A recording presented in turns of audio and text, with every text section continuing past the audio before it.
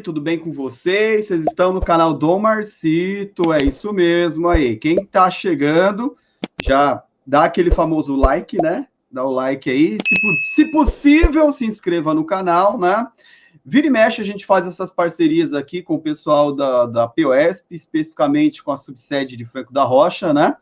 E aí a gente traz assuntos que são importantes para a sociedade, que devem ser debatidos aqui, e todo mundo deve ter um mínimo de conhecimento a respeito dessas coisas que têm acontecido na nossa sociedade, principalmente no momento tão delicado quanto esse que a gente está vivendo, com esse desgoverno que nos atinge. Tá? Então, eu vou chamar a Mara aqui para a gente começar.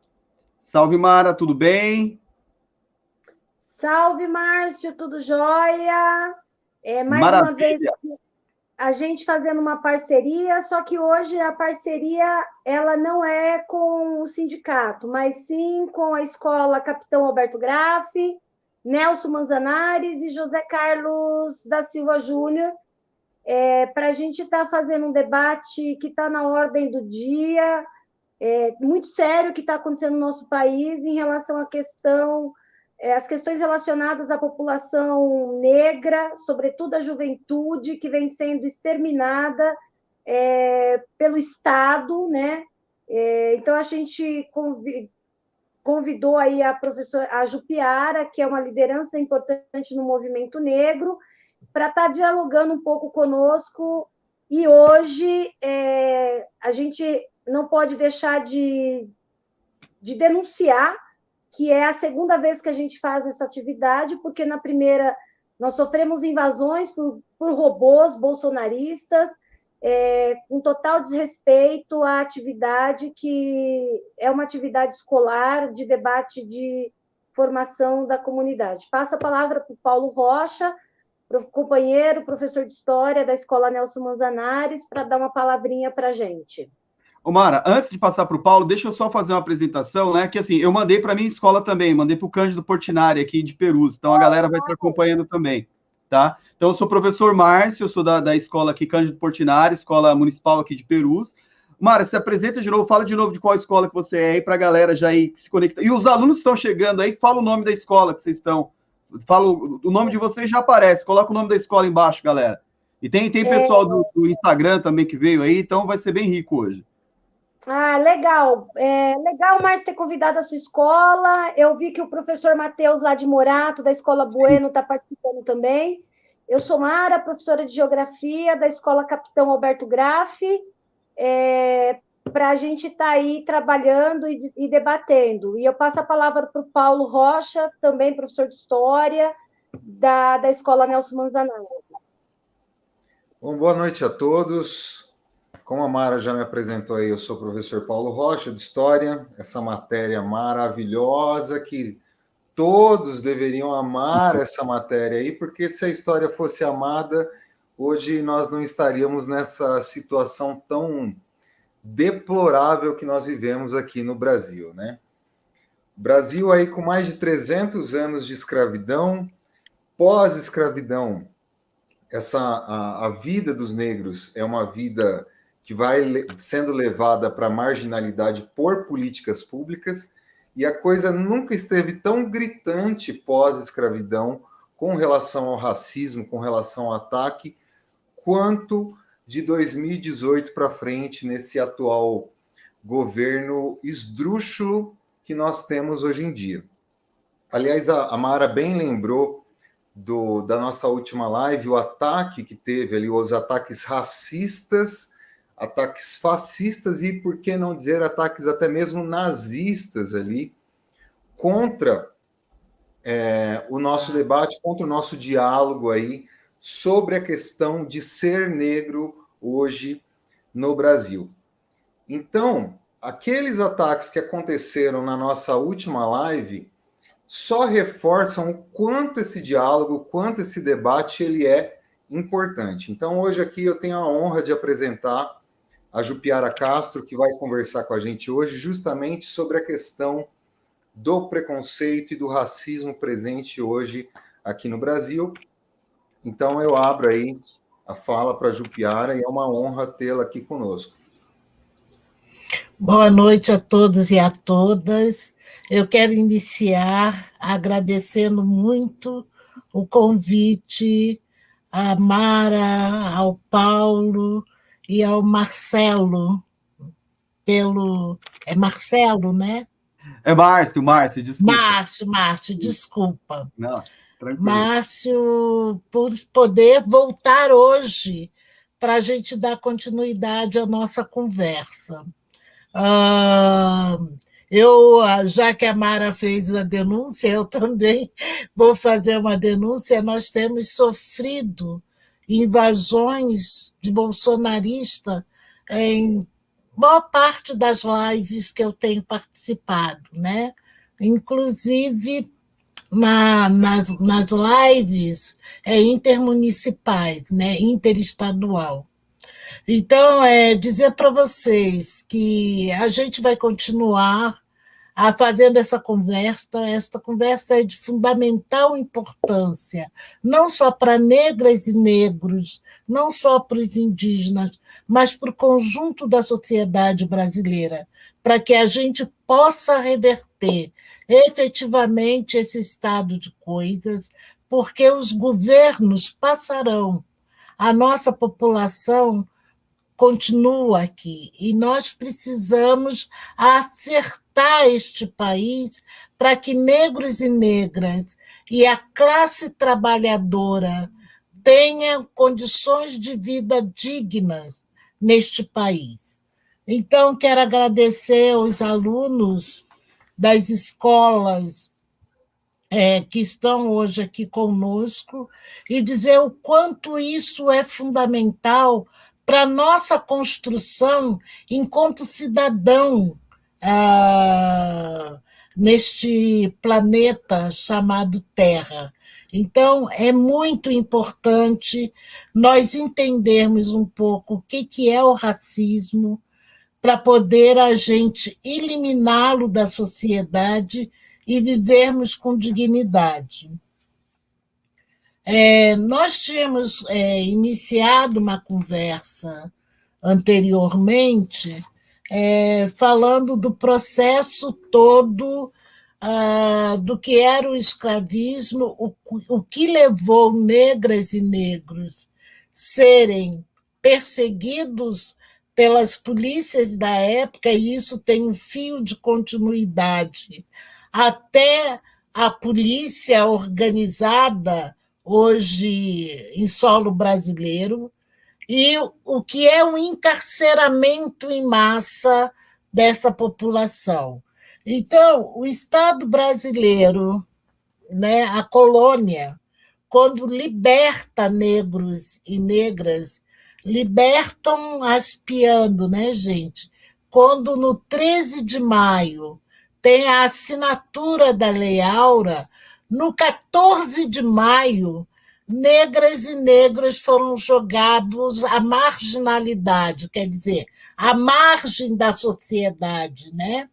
E passa-se, então, ter um tratamento em relação a este povo, que é um tratamento de perseguição, que é um tratamento de não ter nenhuma forma de inserção desta população na sociedade brasileira.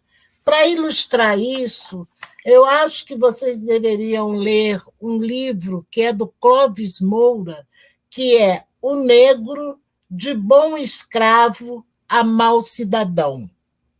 Então, é fundamental para que a gente compreenda como se comporta as elites branca, elite é forçar a barra, né?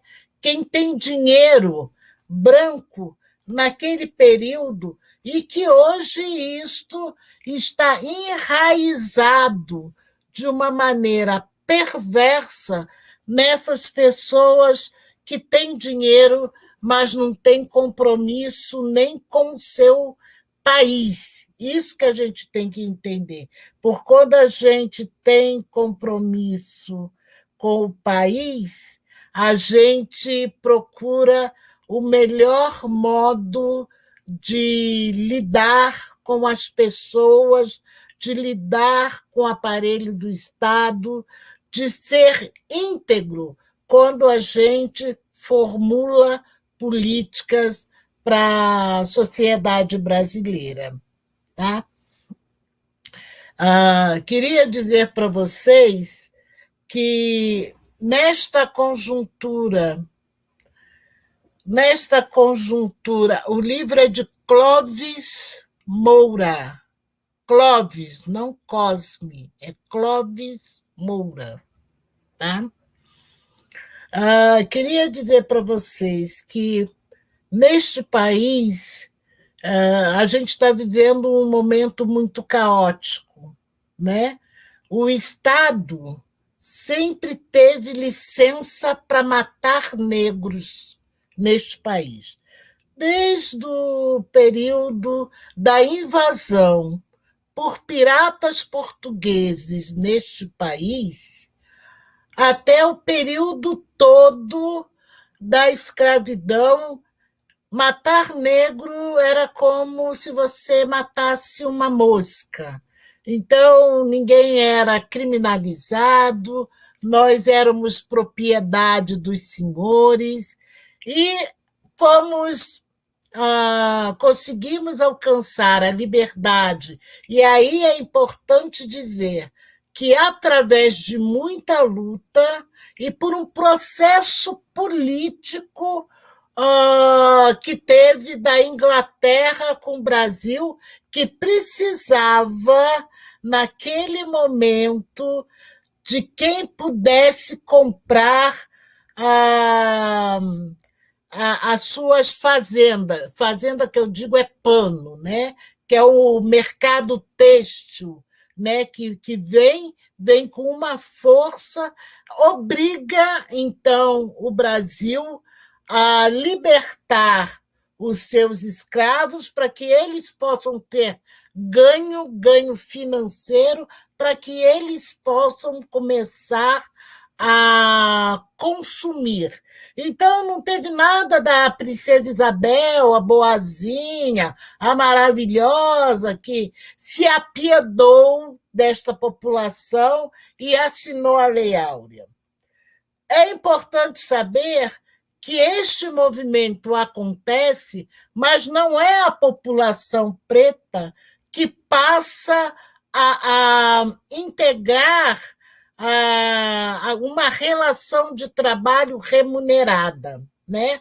Aí você já deve ter escutado a história que veio os italianos que vieram para cá, chineses naquela época, holandeses. Então, tem uma conformação para um trabalho remunerado, não com a população preta, mas com a população branca, para poder ter bono da coroa, que era o dinheiro, para poder ter terra distribuída para eles, né? Para poder ter direitos que negros nunca tiveram em solo brasileiro durante todo o seu processo, e como é até hoje, né? Nós não temos direitos, nós brigamos por ele arduamente, mas somos alijados de todo o processo de direitos, né? E para poder alcançá-lo, a gente faz uma briga, tanto política como uma briga judicial, para poder acessar minimamente o que diz a Constituição brasileira. Bom, nesse processo todo, tem uma coisa que ela é muito perversa, né? Que é como nós somos considerados aos olhos do povo branco com dinheiro. Então, nós somos o bandido, nós somos aquele que oferecemos risco à família e ao patrimônio. Então, cada vez que éramos encontrados num grupo de 2, 3, até mais um pouquinho, os homens eram apreendidos e eram espancados, né?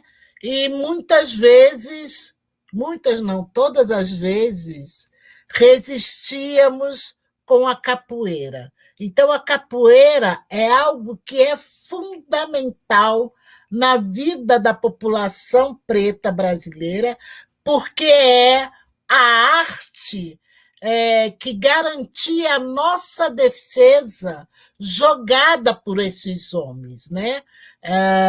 Os capoeiristas não gostam muito que chamam de lutadas por eles, mas jogadas por eles, né?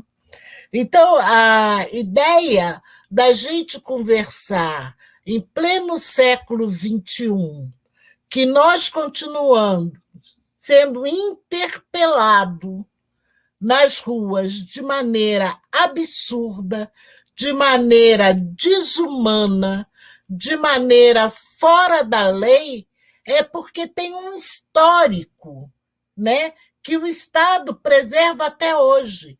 Quer dizer, muita gente já me falou, olha, Jupiara, mas quem abordou o cidadão preto era um policial preto. Aí eu falo para as pessoas, em primeiro lugar, a gente tem que pensar algumas questões, né? Muito de nós não temos acesso à nossa história. Quando entramos para o serviço público, para a segurança pública, nós somos orientados, ou melhor, ensinados de que preto oferece risco à vida de todos aqueles e de que preto oferece risco ao patrimônio. Então, isto foi uma coisa que não deixou de ser ensinado ao longo do tempo. E isto é uma coisa que é incutido em nós. Porque, vejamos bem, nós hoje aqui estamos fazendo essa conversa, mas vocês têm professores avançadíssimos, como tem outros professores avançados que ensinam, né, nas escolas a questão do que é o racismo e do que é o preconceito, que nós devemos eliminá-lo. E ensinam a história. Na minha época, e até pouco tempo, você não tinha esse ensinamento no bancos escolares. Então, quando livros retratavam negros, retratava uma mulher com um paninho na cabeça, uma mulher preta, gorda, com um lencinho na cabeça, com uma vassoura na mão. Quando retratava um branco, retratava com estetoscópio no pescoço ou com um chapéu de engenheiro, retratava de terno e gravata. Nós não nos víamos nos livros escolares. E, para além disso, os nossos professores não tinham domínio do processo escravista no país e de como nós deveríamos, enquanto crianças negras, sermos estimuladas a ter autoestima para poder fazer uma carreira, para poder pensar no futuro, aonde eu pudesse escolher ser quem eu quisesse ser. Quando eu vejo isso no livro, eu vou estudar para quê? Você cozinheira, você lavadeira, para isso eu não preciso estudar. A minha mãe me ensina desde pequenininha, porque minha mãe me ensinava dizendo a seguinte coisa: se você quer mandar fazer um dia, você tem que saber fazer para poder mandar. Muitas das famílias negras e mestiças mandavam fazer, e muitas das vezes aquelas meninas e aqueles meninos tinham que trabalhar para poder ajudar a botar aí dentro de casa o alimento. Então, o estudar não era tão fundamental para aquelas famílias, mas era como sobreviver naquele momento, podendo ter o que comer e podendo que efetivamente os seus irmãos, né, não passassem fome. Estou colocando essas questões porque eu acho que é fundamental para todos nós que saibamos que isto não era política isolada. Este era uma política de Estado. Era não, é uma política de Estado para poder manter negras e negras no seu lugar. Portanto, quando a gente vê um negro na PM, e eu não estou justificando, gente, preste atenção, atacando seu irmão, né? Um cidadão negro na rua, antes de perguntar para ele cadê os seus documentos, cidadão? Eles já chegam dando o famoso pescotapa, como já dizia lá atrás da minha geração, e já chega efetivamente dizendo para os seus colegas, pode deixar que é tudo comigo, porque ele tem que mostrar que ele é o preto bom para os colegas brancos. Isto é uma forma até de aceitação dele naquele mundo. Mas ele não sabe que quando ele estiver sem farda, num lugar que é onde nós moramos, da periferia, se chegar uma viatura, ela não vai falar, é o policial. Primeiro lhe dá-lhe o pescotapa, porque é assim que eles são treinados. Depois das humilhações, fala, pô, desculpa, colega, eu te bati. Então, tem todo um processo que nós precisamos fazer, que é um processo de reeducação. Eu vou um pouquinho mais além. Eu acho que polícia militar ela deve existir quando o regime do país é militar. Nós não estamos mais no regime militarizado no país. Então, nós temos que ter policiais civis que têm que ser educados para lidar com a população. Nós temos que ter um centro de inteligência. Nós temos que exigir dos governos, não estou falando desse, porque esse, para início de conversa, não é nem governo, é um desgoverno, né? Nós temos que exigir do Estado brasileiro políticas públicas para acesso dos nossos jovens, nós temos que exigir emprego com salários dignos para que a gente possa montar uma sociedade digna onde todos nós possamos sobreviver. Eu gostaria de falar, para a gente entender um pouco o que é isso, tem 2 livros, um terminou de sair, né?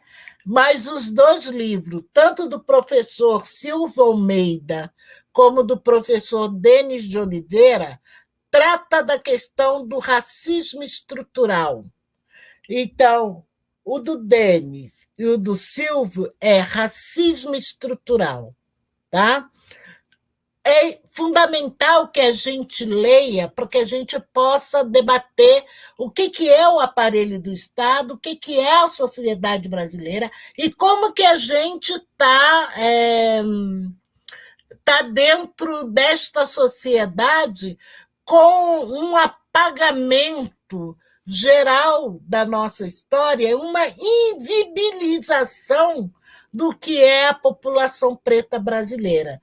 Então, eu sei que vocês vão falar, pô, ela só fala em livro, mas eu acho que é legal para vocês que estão no início da carreira de vocês, são secundaristas, estão no ensino fundamental, para poder fazer essa disputa para acessar uma universidade, seja você negro, seja você não negro, é fundamental que vocês detenham na mão o conhecimento para vocês poderem entrar numa universidade, não abaixar a cabeça sobre qualquer bobagem que professores universitários venham falar. Porque eu digo, eu agradeço todos os professores que eu tive, agradeço meu pai e minha mãe, mas tem professores que eu vou falar para vocês, né? Mais deformam do que formam, né? Então, quer dizer, porque a vida é isso, a vida, nós temos os professores progressistas, como vocês devem dar graças a Deus por ter esses e outros professores, e tem professores que defendem a política de Bolsonaro. Então, a gente tem que ter claro que até na educação a política ela perpassa. Eu não estou falando politicagem, eu não estou falando partido político, mas quando eu penso numa sociedade, eu penso em políticas. E aí, políticas públicas, como que eu posso abranger o maior número de pessoas? Isso serve para o bem, também serve para o mal. Se eu sou uma boa política que pensa numa sociedade justa, eu vou pensar em saneamento básico na periferia, eu vou pensar em escola de qualidade, com laboratórios para biologia, para química, laboratório de informática, eu vou pensar em aulas de arte, com música, com teatro, eu vou pensar cada vez mais, eu estimular, incentivar os professores para que esse sim, né? Eu sempre brinco com as pessoas, né? A gente valoriza muito o médico, a gente valoriza muito o engenheiro, mas para eles chegarem lá, eles passaram aqui por esses que ajudam não só a acessar o conhecimento, mas ajuda a formar caráter. Então, esta é uma profissão que ela é fundamental, deveria ser valorizada e respeitada no mundo. Mas o Brasil dá um salário de fome, cerceia que os professores tenham diversos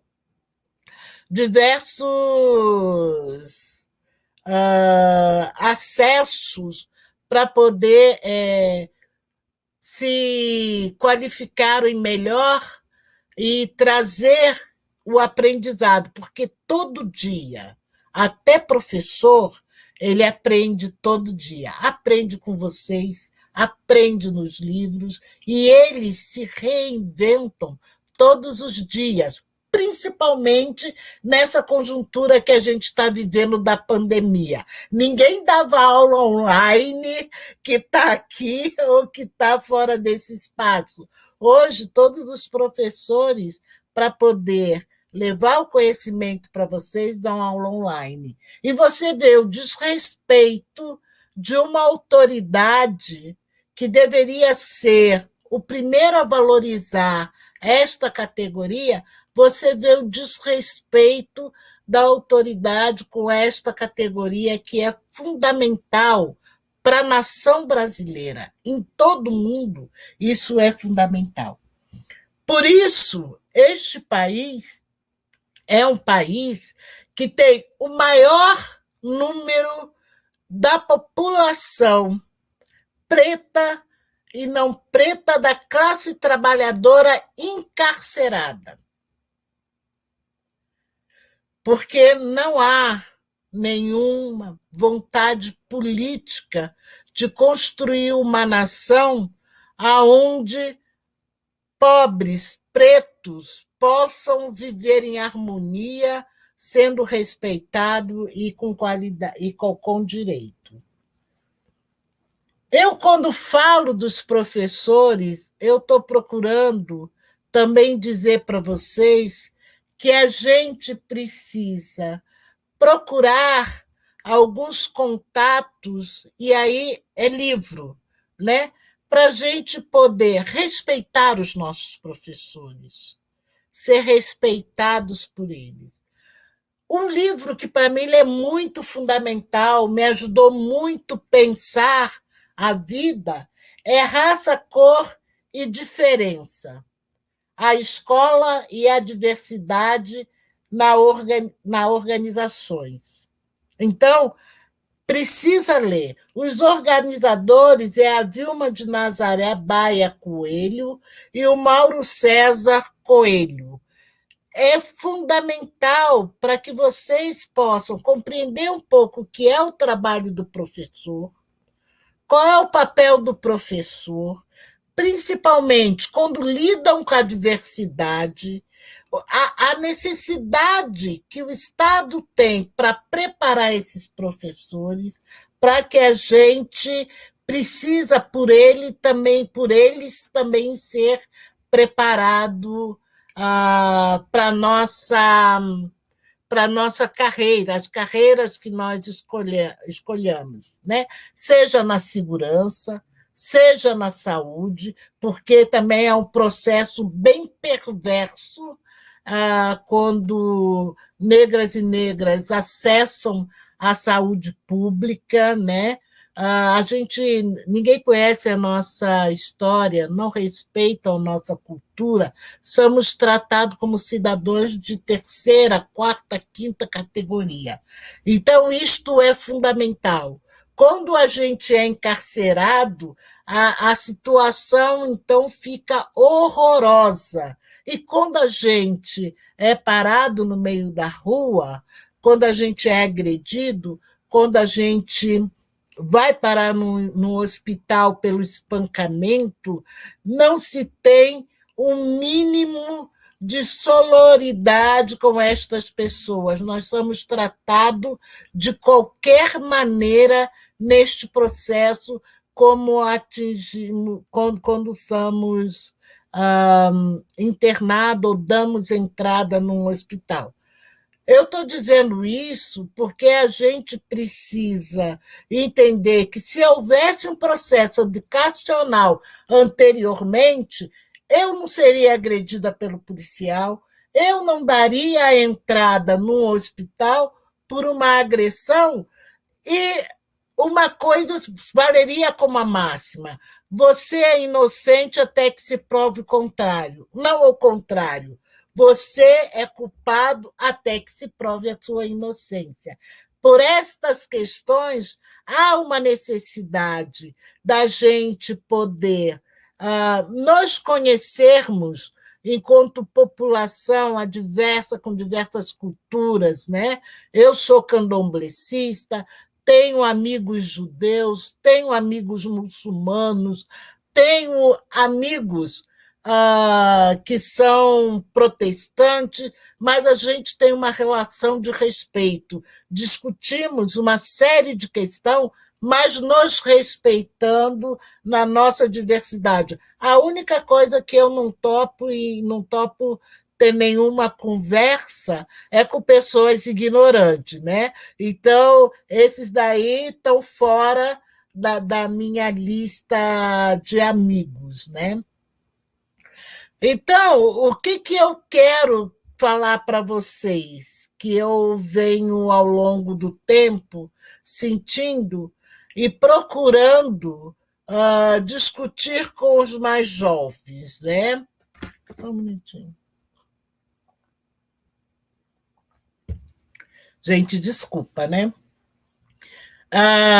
A gente precisa necessariamente pensar que não é só o banco escolar de hoje. Pensar que nós teremos uma caminhada para fazer no amanhã. E para fazer essa caminhada no amanhã, eu preciso, em primeiro lugar, estar aberto para compreender o processo por que passou esse país.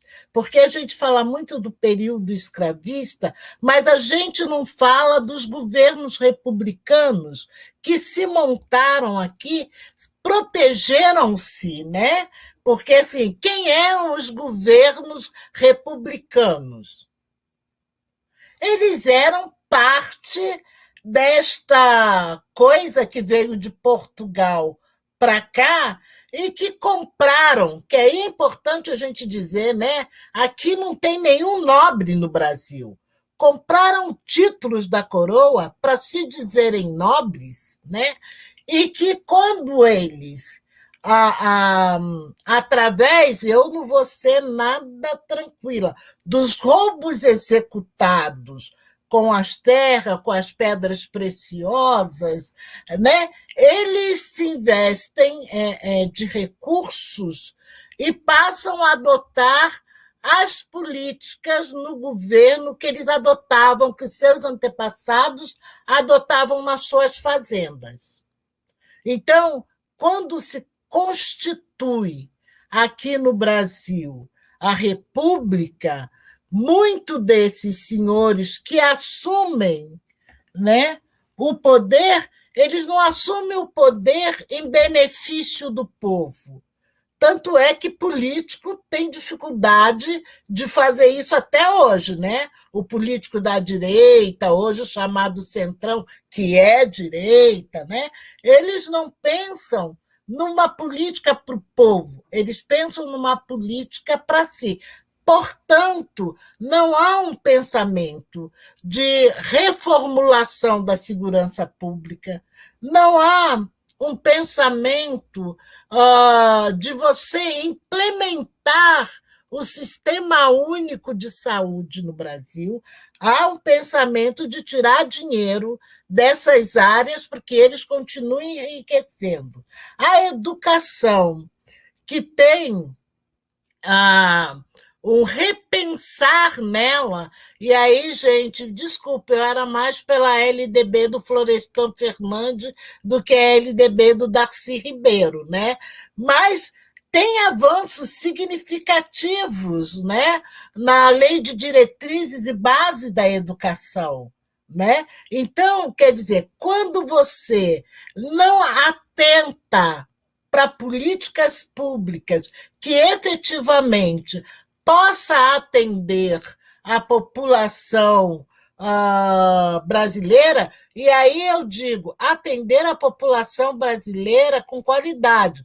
Aí eu estou dizendo, as escolas públicas não deveria ser, como a saúde pública, um pedaço criado para pobre.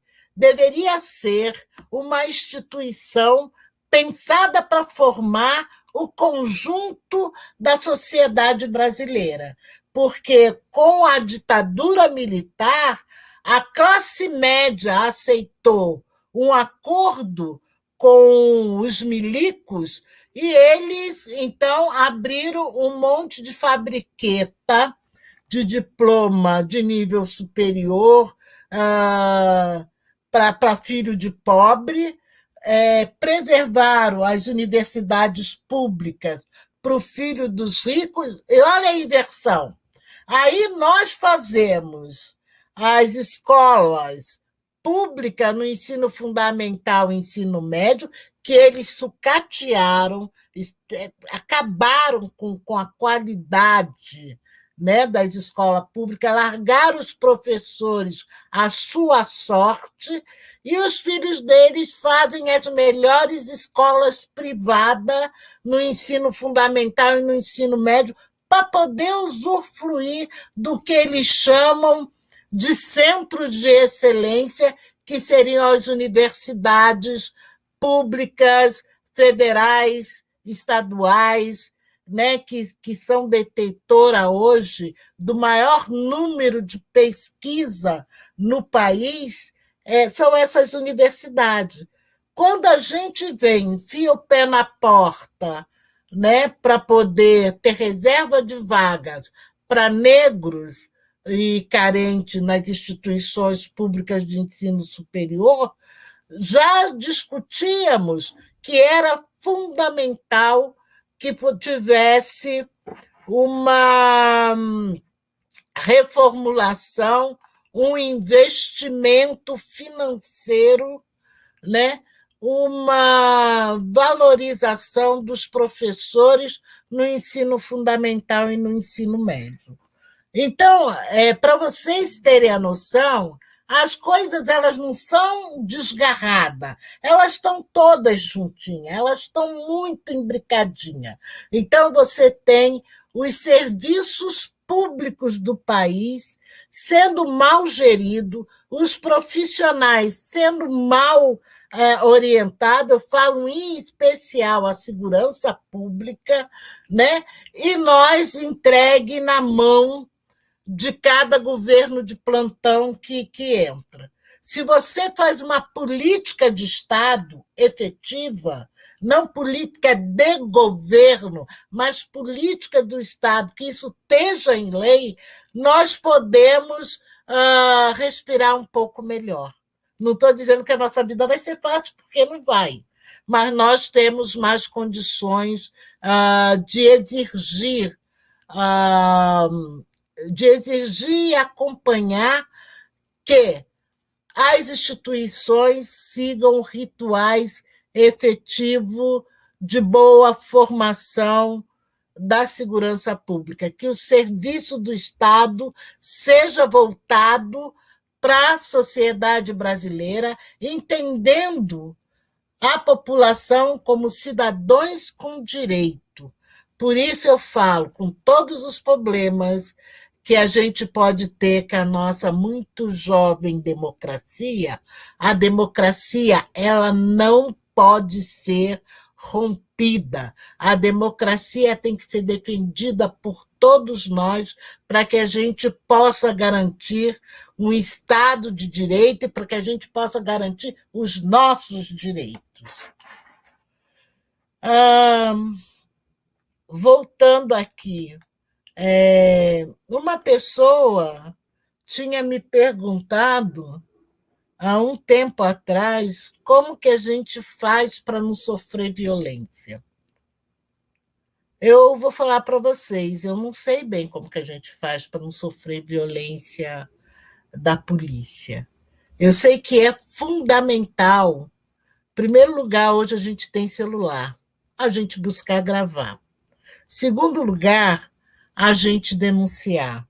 Em terceiro lugar, a gente não está sozinho. O que eu digo estar sozinho é a gente procurar apoio, não ter vergonha, ter medo, porque eu tenho medo, mas não me calo perante as violências, né? Mas com muito cuidado, com este medo e com o apoio de organizações, de colegas, de professores, a gente poder denunciar exatamente o que acontece com a nossa juventude.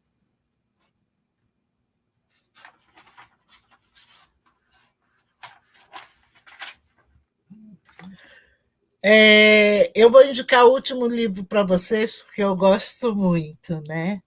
Eu acho que vocês tinham que ler O Cativeiro Carioca.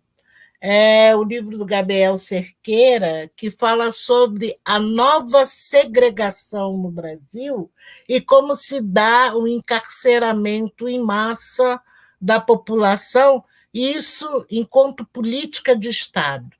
Então, eu acho que também é bem legal a gente ler, até para a gente se esbarrar por aí depois da pandemia e poder trocar uma ideia em relação a essas questões, né?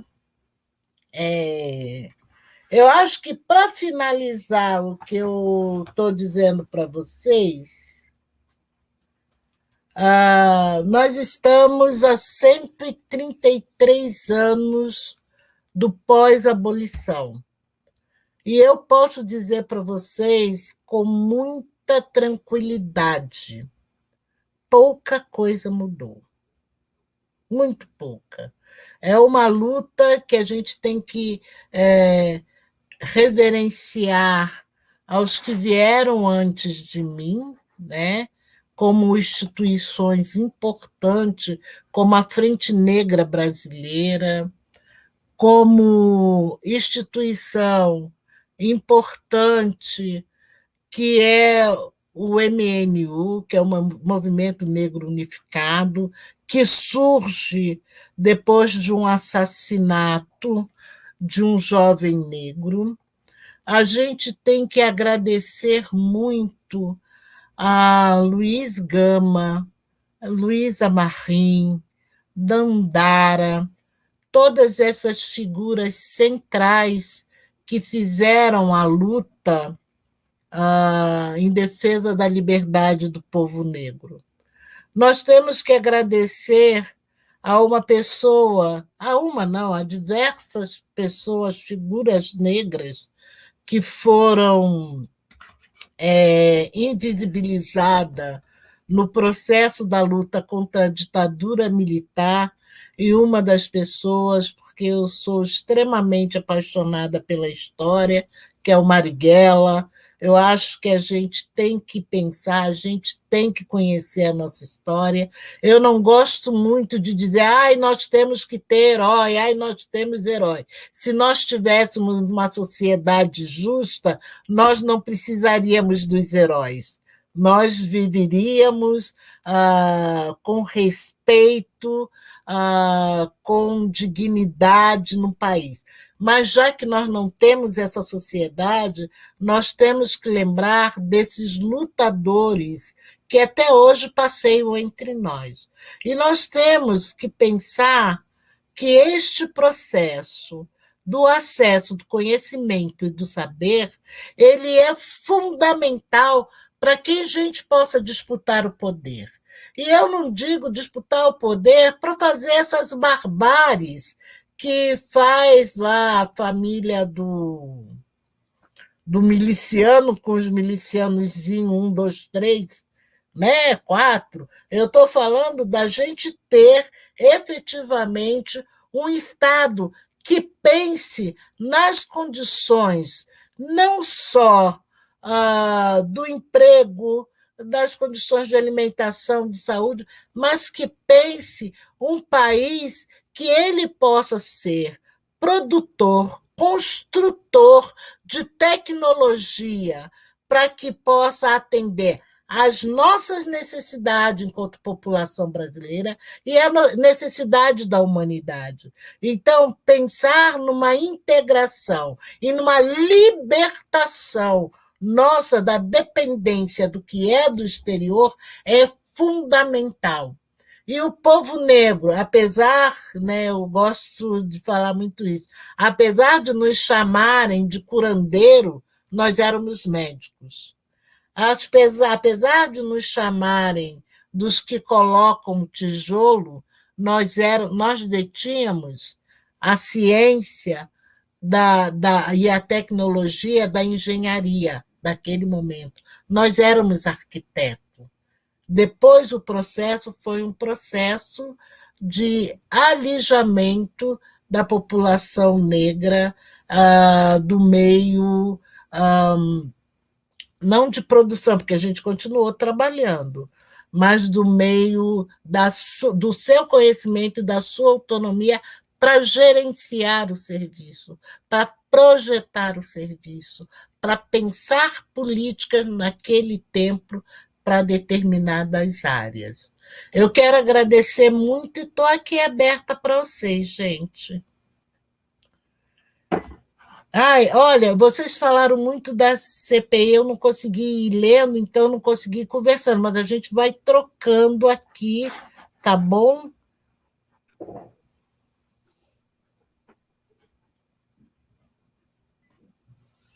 Sumiu o som. Mara? Prazer, nossa, Jupiara, quanta coisa gostosa, que bate-papo gostoso, né, Paulo, Márcio? Bate-papo foi muito gostoso, muito bom. A gente está aqui vivendo um momento no nosso país muito difícil. A gente mora numa cidade, trabalha numa cidade que o racismo e o fascismo ele é enraizado historicamente falando, né? Há um preconceito muito grande. Os nossos alunos que são da periferia, eles nos relatam grandes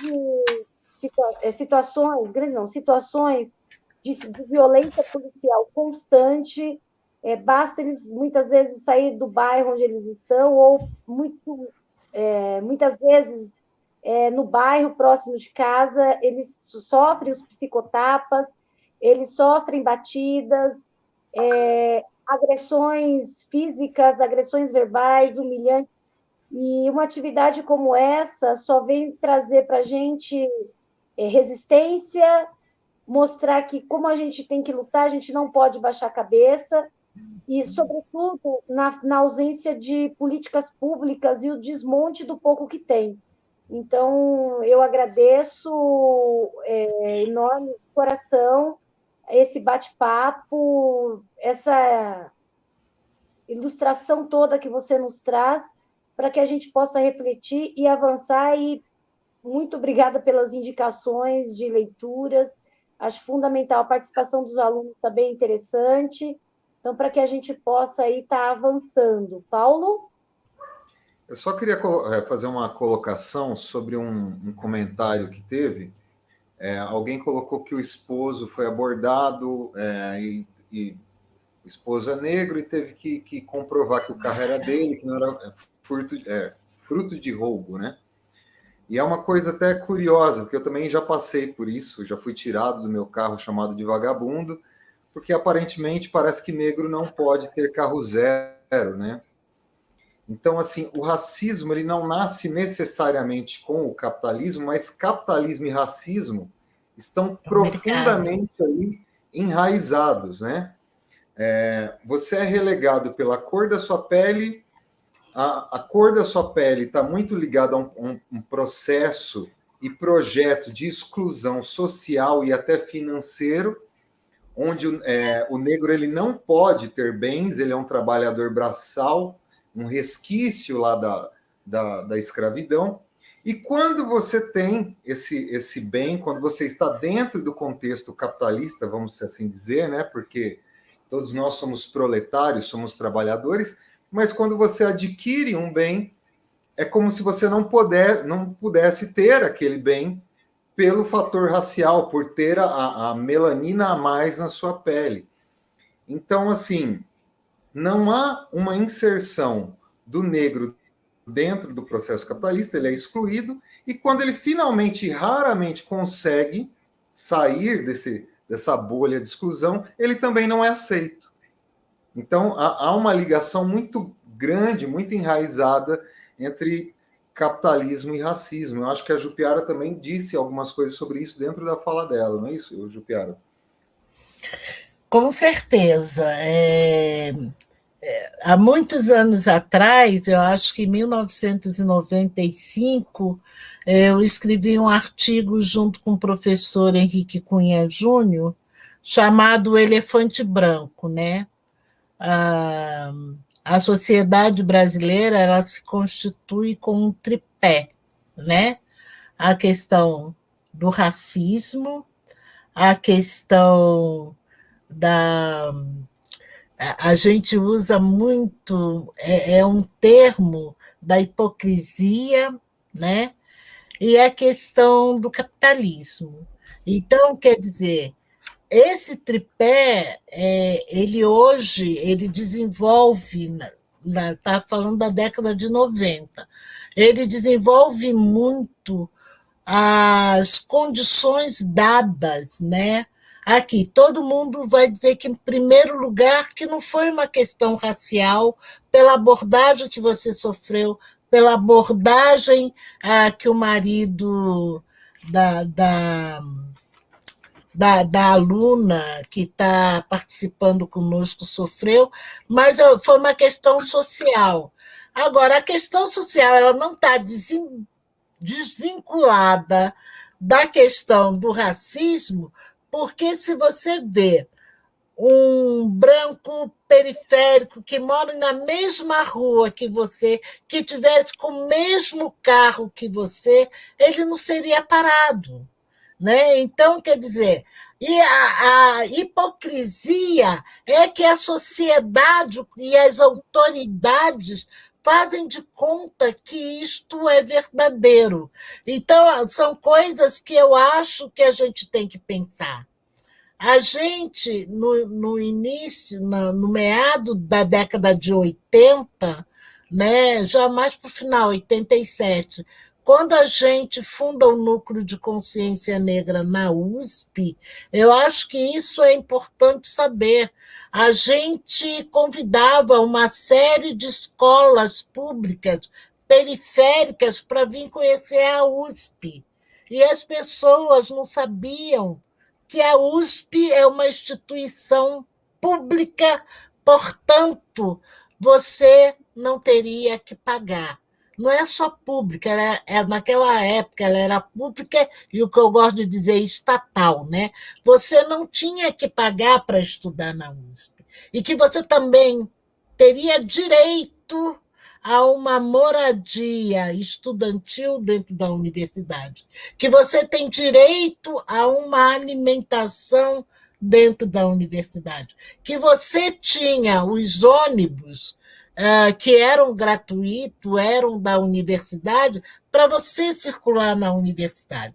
Então, esse processo de desinformação que se tem, eu acho que é um processo que é um processo, não, é uma política de manter afastados os filhos da classe trabalhadora. Hoje já não dá mais para fazer isso, mas nós podemos avançar nisso.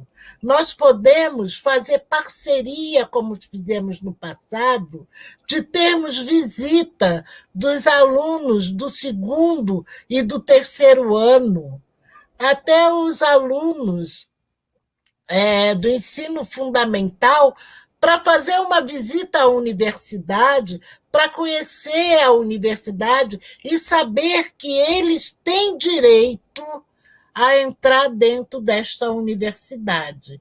É um caminho ainda que eu acho que é ruim, mas por enquanto é o que nós temos, né? Que é você fazer o vestibular para poder acessar a USP, Unesp, Unicamp. Eu estou falando das 3 universidades estaduais paulistas, mas também hoje nós temos aqui, hoje não, já tem bastante tempo, né? Nós temos a Unifesp, nós temos a UFABC, nós temos outras instituições de ensino superior públicos no estado de São Paulo, que os nossos jovens podem buscar entrar.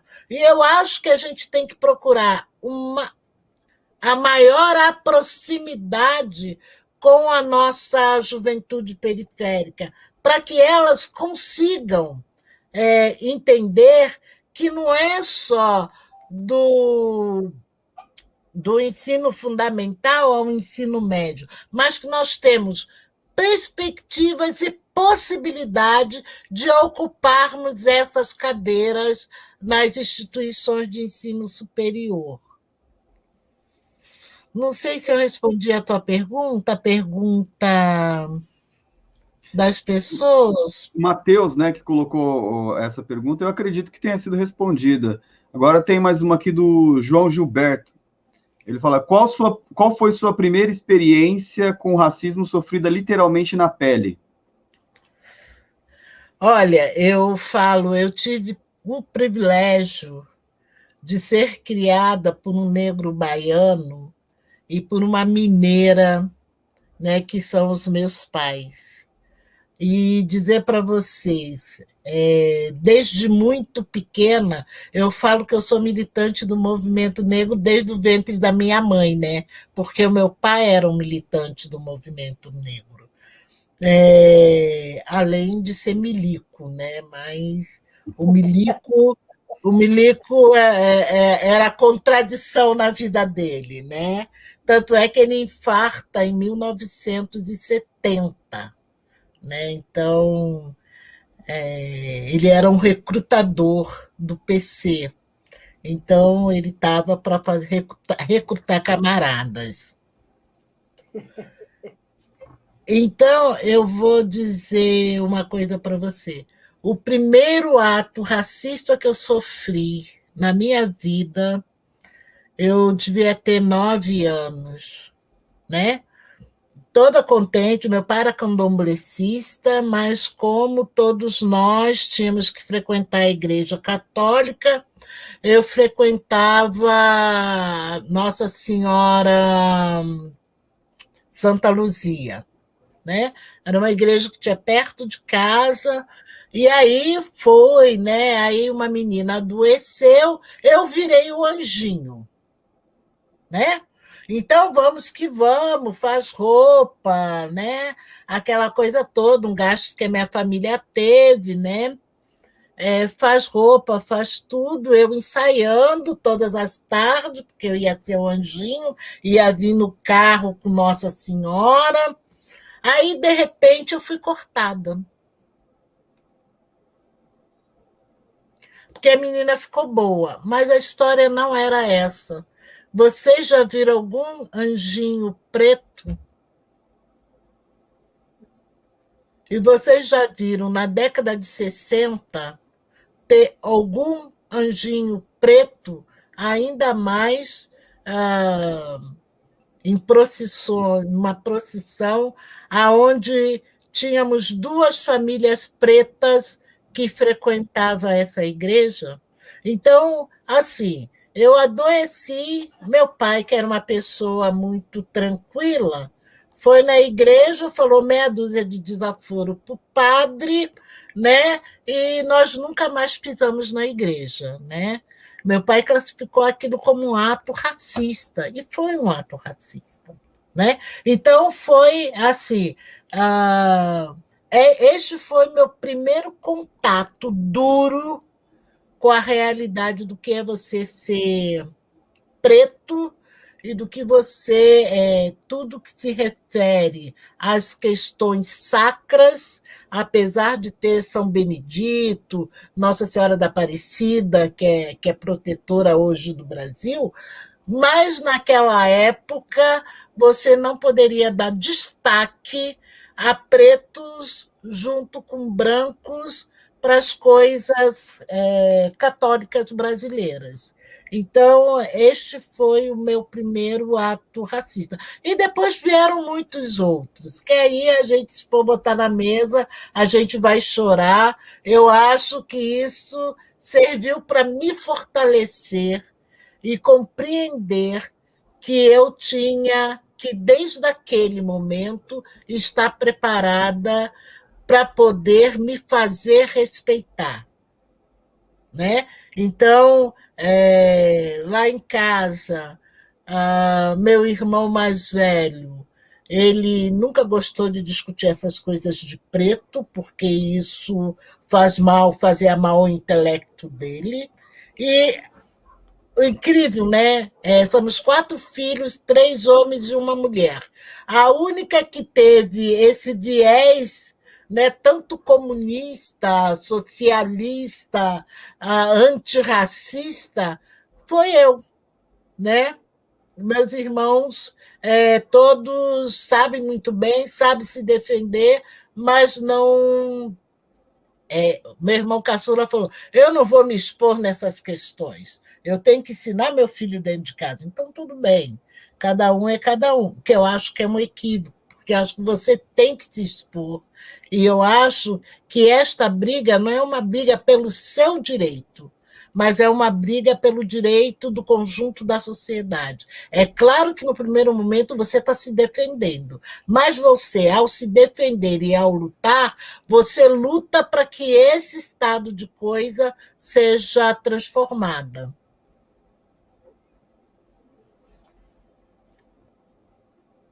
Paulo?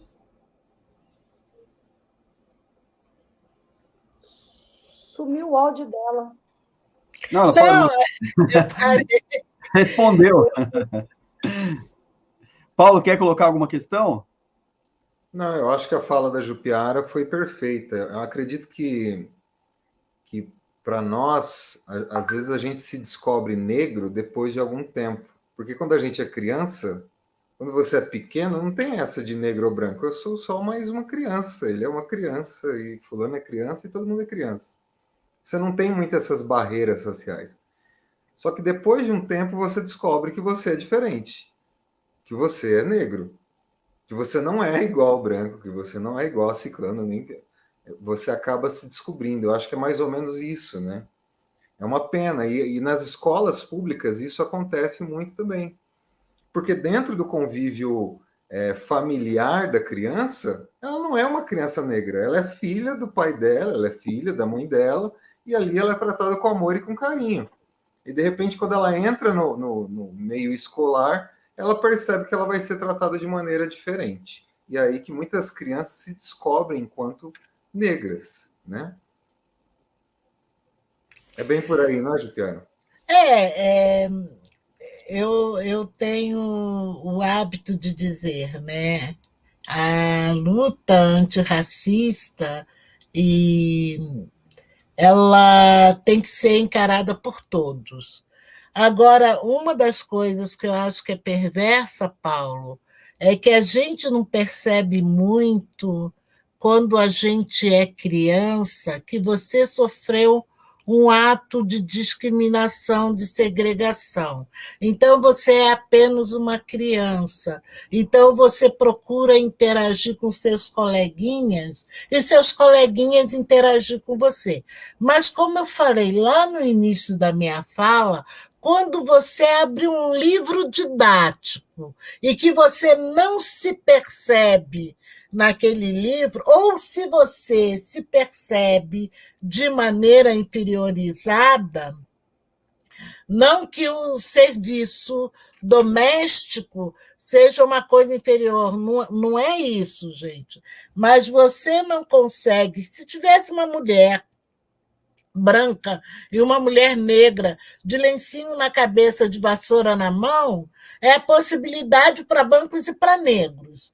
Se tivesse um homem negro e um homem branco com esteto no pescoço, é possibilidade para negro e para branco. Mas quando você se vê retratado como uma faxineira, como uma empregada doméstica, eu acho que essa é uma das maiores violências que você faz com a criança, porque você já diz para ela, desde pequena, quem ela vai ser. Você diz para ela que ela pode ser a pessoa que vai ser parada na rua, vai levar tapa de policial, ou coisas mais graves, né?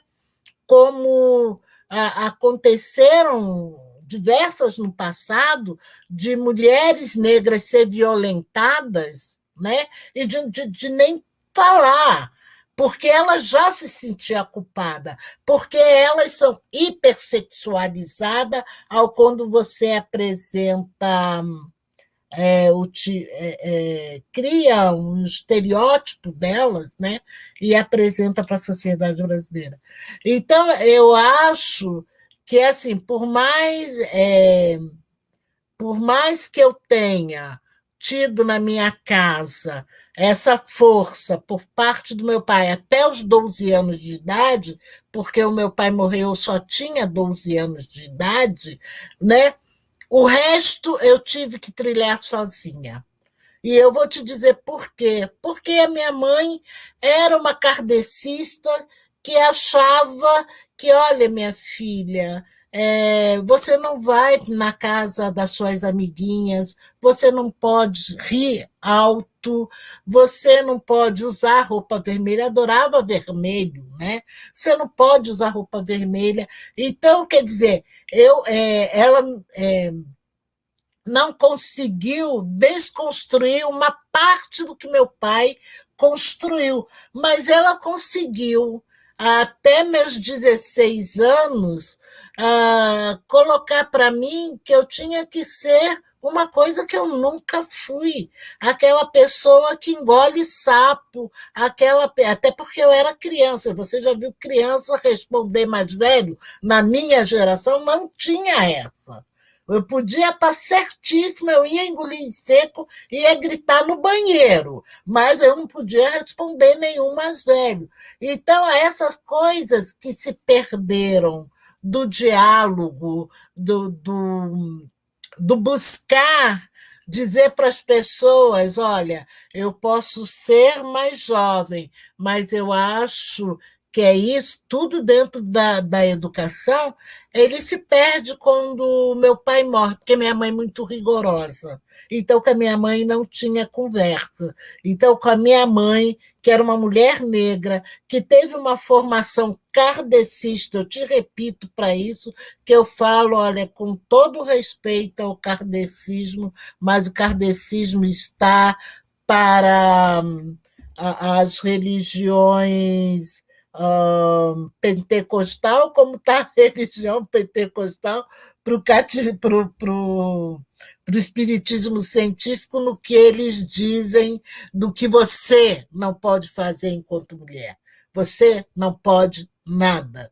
E eu tinha com meu pai a liberdade, eu e meus irmãos, os dois mais velhos, o outro era muito pequeno, de sentar e convencer. Meu pai falava: as regras foram feitas para ser quebradas. Você só precisa me convencer que você tem razão para quebrar as regras. Quer dizer, o que não feria a princípio, ele falava: pensando bem, você está certo. O que feria a princípio, ele dizia: vocês não estão com bom argumento, não estão me convencendo.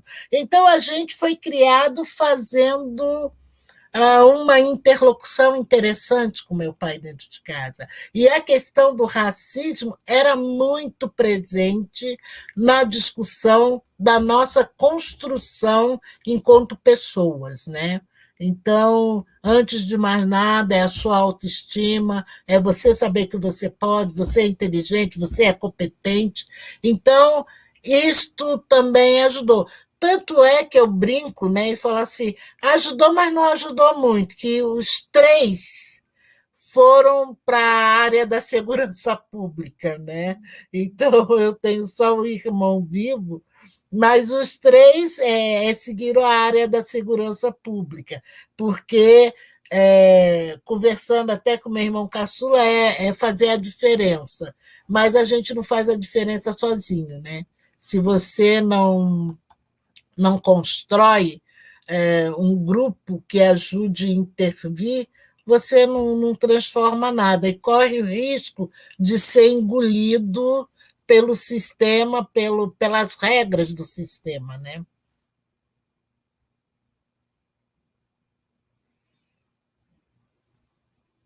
Acredito que a Mara está tentando voltar. Sim. Está conseguindo aí, Márcio? Ela está tentando, ela caiu aqui, está parecendo que está bloqueada, mas não está bloqueada e ela não está conseguindo entrar. Tem uma pergunta interessante aqui que o Matheus, colocou o professor Matheus, e aproveitando, quais dicas daria para os alunos que estão assistindo, como eles podem evitar não reproduzir o racismo, né? Acho que é nesse sentido que o Matheus pergunta. Isso é extremamente interessante no momento que, assim, muitas vezes isso é normalizado dentro de casa, né? Dentro de casa, o pai xinga lá o jogador de macaco, aí quando sai, quem é racismo? Ah, não sou racista. E dentro do lar, esse racismo velado, né, essa praga nacional aí é reproduzida. Como combater isso, dona Jupiara? Olha, eu vou dizer para vocês, eu sempre falo que a gente tem que passar por um processo de reeducação. Eu não vejo outra forma da gente combater isso, porque nós nascemos e fomos forjados numa sociedade racista. Se nós temos acordo nisso, eu posso falar que eu não tenho condições de ser uma racista, mas tenho condições de ser uma mulher preconceituosa, né? E com isso, que é muito fácil a gente falar, disseminar o racismo, né? A gente fala, mas com isso, disseminar o preconceito, né? Racista é o aparelho do Estado, são as instituições que formulam e forjam profissionais como racista. Agora, tem só um jeito que eu conheço de combater isso. Em primeiro lugar, é reeducar as pessoas. Quando você dá às pessoas instrumentos para que elas possam se autoanalisarem, ou se não conseguir se autoanalisarem, mas escutar alguém falar com ela com educação. Você foi racista nessa sua atitude, assim, assim, assim, e elas poderem se repensar, né? Você faz um processo de mudança. E tem pessoas que não. Falei, pronto, está falado, acabou, sou racista mesmo. Tem gente que vai falar, nem sou racista, mas vai continuar fazendo as ações racistas. Então, eu acho que a primeira coisa que a gente tem que fazer é um processo de reeducar a sociedade brasileira. E isso é muito duro, porque tu imagina você entrar na faculdade de medicina, falar para aqueles semideuses todos que eles precisam passar por um processo de reeducação, porque a formação de todos eles foi e é eugenista. Mas a gente tem que fazer isso. Não tem outro remédio. Tem que fazer isso. Porque as vidas negras estarão na mão desses profissionais ou dos alunos que esses professores vão formar. Entendeu? Então, eu acho que a melhor forma de você combater o racismo na sociedade brasileira é passando por um processo de repensar a sociedade brasileira, reeducando todo o povo brasileiro. Né? E não, eu estava falando com uma amiga, e não é só isso, né? Que parece que é uma questão de um ódio só contra o povo preto. Mas se a gente olhar, os donos da terra, os índios brasileiros, né? Eles estão altamente discriminados por todos nós. Não aceitamos a sua cultura, não aceitamos a sua forma de viver, não aceitamos nada, mas quem somos nós para não aceitá-los, né? Então, eu acho que a mescla que tem que ter dos povos vivendo para que eu acesse a cultura indígena, compreenda, a respeite, ela é fundamental. Por isso que eu digo, as reservas de vaga na universidade, ela vai mudar não só a estética da universidade, mas ela vai mudar por dentro a questão do conhecimento, do saber, do entendimento de quais são os povos que constituem a sociedade brasileira. E isso percebendo as diversas etnias africanas, como percebendo as diversas etnias indígenas do país, como nós convivemos com japoneses, com ingleses, com chineses, nós temos que buscar esta construção para vivermos juntos. Eu consegui responder? Sim, sim, sim. E assim, todo esse processo passa pela escola, né? E especificamente a escola pública, né? Nessa questão dessa desconstrução de tudo isso que a gente veio sendo empurrado goela abaixo ao longo desses 300 e poucos anos aí, né? Com certeza, e aí tem um gargalo, onde eu acho que temos um pepino, né? Porque se você pega a maioria dos professores de história, que eu acho que isso não pode ser responsabilidade só dos professores de história, eu acho que o processo de reeducação ou de educação dos professores tem que ser em todas as áreas. A questão étnica racial ela tem que transversalizar todas as áreas, né, para a gente poder educar no cotidiano os alunos. Agora, se você nunca leu um autor negro brasileiro, se você não conhece a história afro-brasileira, nem a história africana, como que você faz esse processo de reeducação? Por isso que 10.639, ela é fundamental. E eu teria preso, se fosse presidente da República comprometida, teria preso todos os reitores das universidades públicas brasileiras, das universidades privadas, porque estão descumprindo uma lei. Percebe? Então, como as pessoas não levam muito a sério, nós vamos ainda, como diria eu mesma, pastar ao longo da nossa vida até conseguir fazer essa mudança. Paulo, quer colocar alguma coisa? O pessoal que está no chat aí quiser colocar. A Mara está com dificuldade. Se a Mara quiser fazer alguma questão, pode ser pelo chat também, tá? Paulo, você quer colocar alguma coisa? Senão a gente já vai encerrando. A mensagem, ela falou que não vai conseguir voltar, que ela não está conseguindo de jeito nenhum. E aí, quando as questões forem respondidas e a Jupiara achar por bem, a gente pode encerrar a nossa conversa de hoje. Você quer colocar alguma questão, cara? Tem mais alguma questão no chat, não? No chat, pessoal do chat? Não, eu estou esperando a galera colocar aqui. O João Vitor colocou assim, eles nos querem alienado. Isso.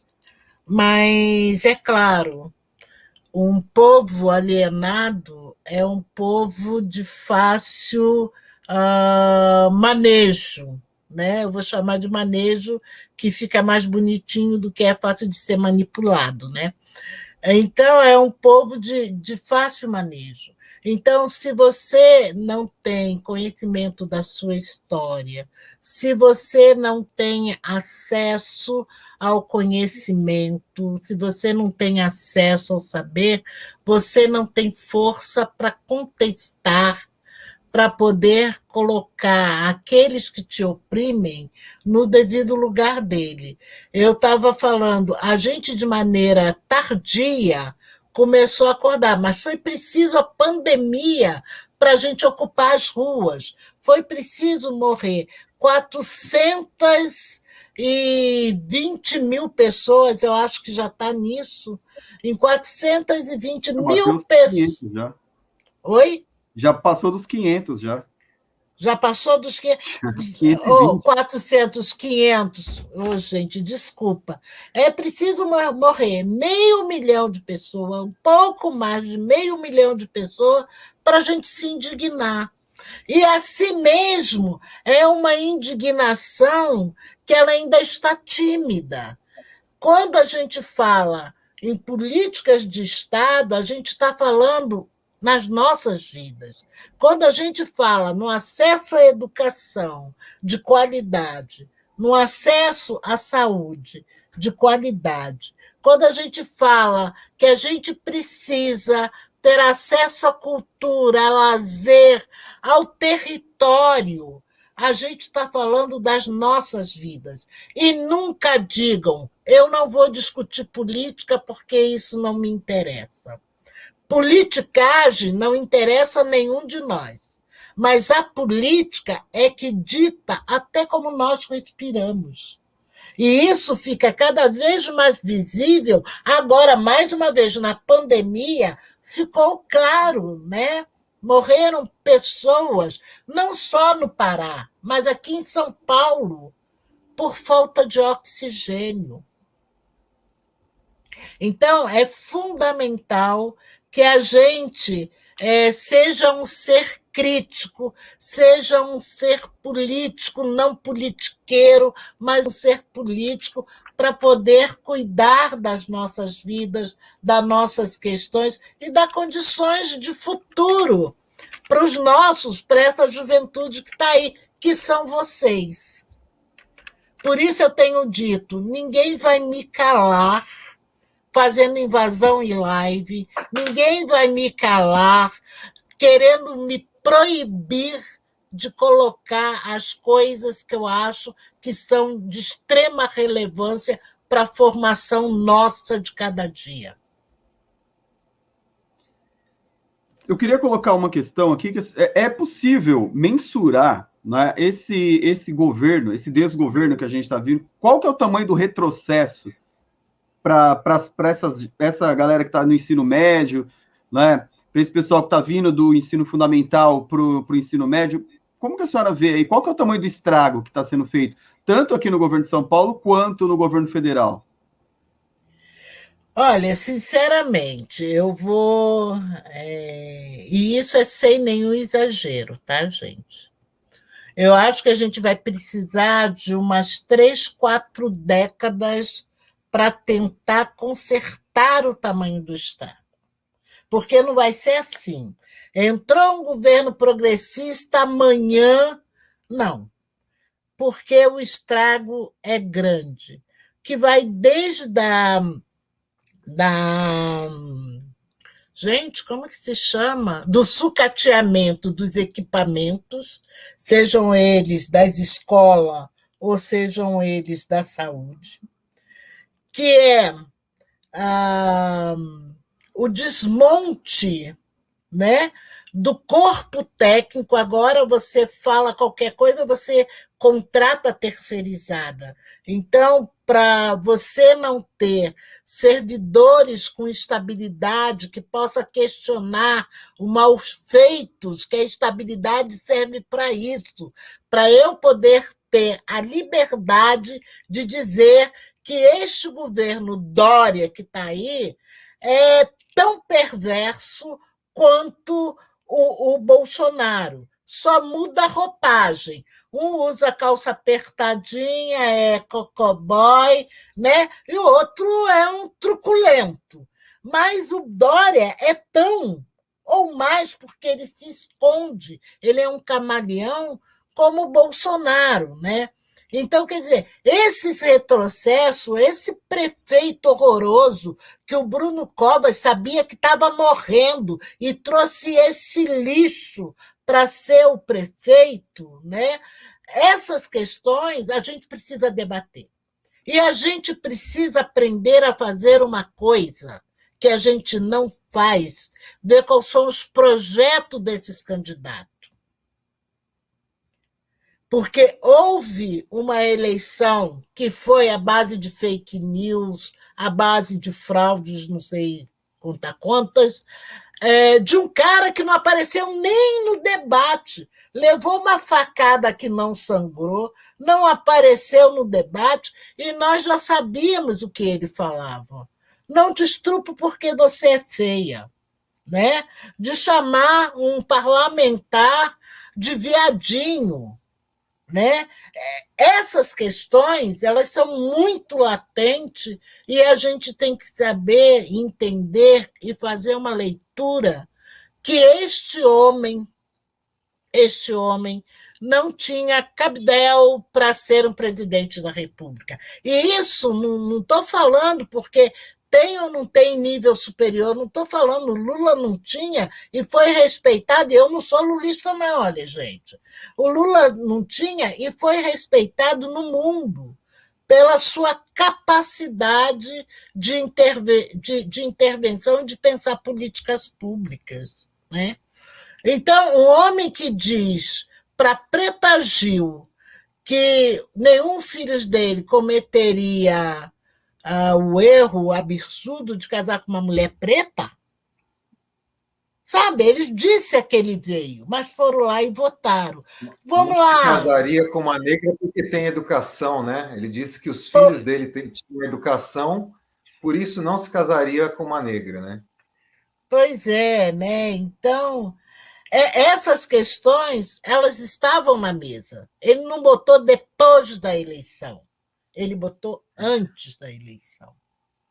Agora, teve uma série de questões, teve as igrejas pentecostais, teve as fake news, teve as elites, teve esse pessoal que tem dinheiro das diversas áreas, do agronegócio, das montadoras, que investiram nele porque acharam que ele ia ter controle sobre o Bolsonaro. Teve a irresponsabilidade do PSDB, que a gente tem que aqui frisar e dar a César o que é de César, né?